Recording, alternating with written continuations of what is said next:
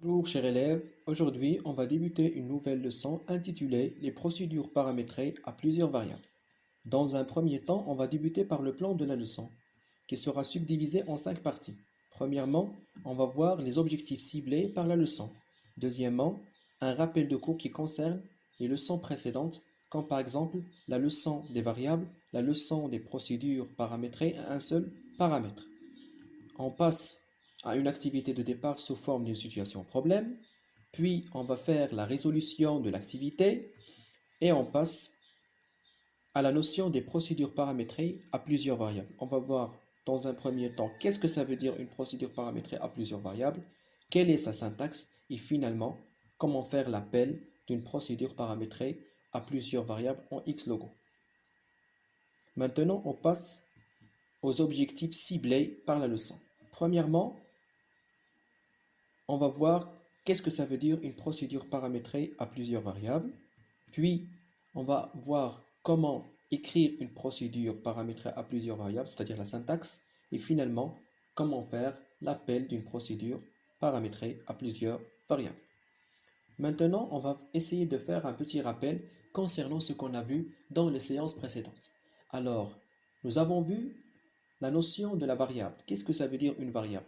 Une variable, c'est une case mémoire dont le contenu est une valeur qui peut changer. Ça veut dire, c'est une case dans laquelle on trouve une valeur qui peut être soit un texte, soit un caractère, soit un nombre. D'accord? Concernant l'affectation, alors l'affectation, c'est une opération qui consiste à attribuer ou bien à associer une valeur à une variable. La syntaxe d'affectation est comme suit. Donne, guillemets, nom de la variable, la valeur. Si on prend un exemple simple, donne, guillemets, x2, c'est-à-dire on a attribué la valeur 2 à la variable x. Pour utiliser une variable dans une primitive, il faut toujours la précéder par deux points. Exemple, avec deux points distance. D'accord? Pour afficher le contenu d'une variable, on utilise la primitive écrit ou bien tout simplement EC. Et on met EC de point X. Une procédure avec entrée est nommée procédure paramétrée. Toujours les procédures qui contiennent des variables, ce sont nommées des procédures paramétrées. Une procédure paramétrée aussi permet de produire plusieurs réalisations, plusieurs résultats, en changeant tout simplement la valeur de ces paramètres. La syntaxe d'une procédure paramétrée à un seul paramètre est comme suit. Pour, c'est-à-dire pour indiquer le début de la procédure, nom de la procédure, deux points le paramètre ou bien la variable, suite d'instructions ou bien le bloc des instructions, et on va mettre fin.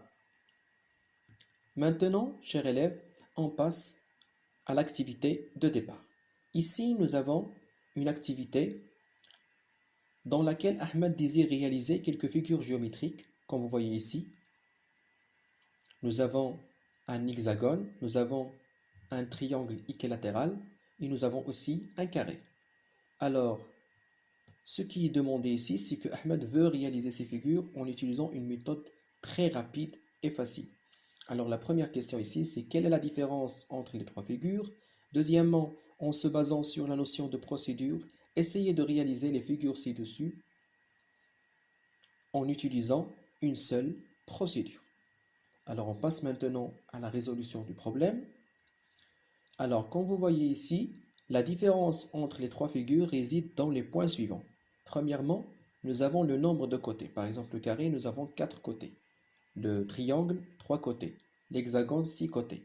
De même, nous avons la mesure du côté. Par exemple, concernant le carré, nous avons 100 pas.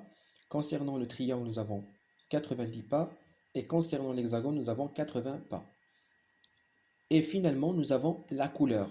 Ici, par exemple, nous avons la couleur violet pour le carré, la couleur jaune pour le triangle et la couleur rouge pour l'hexagone. Alors, pour réaliser les figures demandées, Ahmed doit utiliser ce qu'on appelle une procédure paramétrée, mais cette fois avec plusieurs paramètres, non pas avec un seul paramètre que nous avons déjà vu. Alors, quels sont les paramètres ici? Nous avons le premier paramètre, c'est le nombre de côtés. On va le nommer par la variable n. Deuxième paramètre, la mesure du côté, on va le nommer par la variable x. Et finalement, Le troisième paramètre, c'est la couleur du trait qu'on va la nommer avec la variable C.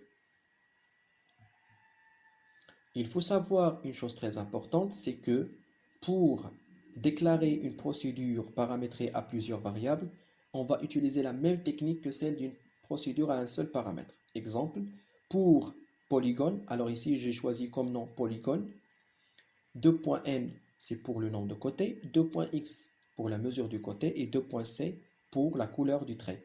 FCC 2.c, pourquoi j'ai mis FCC? C'est pour fixer la couleur du crayon. Répète 2.n, c'est-à-dire le nombre de côtés. On va mettre les crochets AV 2.x, c'est-à-dire la mesure de côté, TD ou bien TG. Tu as le choix. 360 divisé par le nombre de côtés. Je vais mettre fin. L'exécution ou bien l'appel de cette procédure sera comme suit. Polygone 405. C'est pour dessiner un carré ayant comme nombre de pas 100. Polygone 3,93, c'est un triangle équilatéral. D'accord? Et finalement, le polygone C93, c'est pour dessiner un hexagone. Maintenant, on va voir un résumé qui concerne cette partie-là. Alors, les procédures paramétrées à plusieurs variables, ce sont des procédures qui contiennent plusieurs variables et non pas une seule variable. D'accord? Une seule variable, pardon. Alors pour cela, on va mettre pour, nom de la procédure, puis on va mettre les paramètres. Toujours, il ne faut pas oublier les deux points. Puis on va mettre les blocs d'instruction et on va terminer par fin. Alors maintenant, chers élèves, on passe à la partie pratique de la leçon. Pour cela, on va ouvrir notre éditeur Xlogo et là, je vais cliquer sur éditeur et je vais essayer d'écrire ma procédure. Comme ici, nous avons pour polygone 2.n, 2.x, 2.c, FCCC, répète 2.n AV, 2.x TD 360 divisé par 2.n ref1. Je vais sauvegarder ma procédure paramétrée et là je vais mettre par exemple polygone 4 100 pas, par exemple 5 et je valide par entrée. Voilà, elle m'a dessiné un carré de 100 pas avec une couleur violet. Par exemple, si je veux dessiner mon triangle, je vais mettre polygone et là je vais mettre 3. Je vais mettre 90 pour la mesure de côté et là je vais mettre 3 pour la couleur par exemple jaune. Mais avant ça, je dois mettre VE pour vider mon écran. Voilà, voilà mon triangle équilatéral. Alors merci infiniment pour votre attention chers élèves et à très bientôt.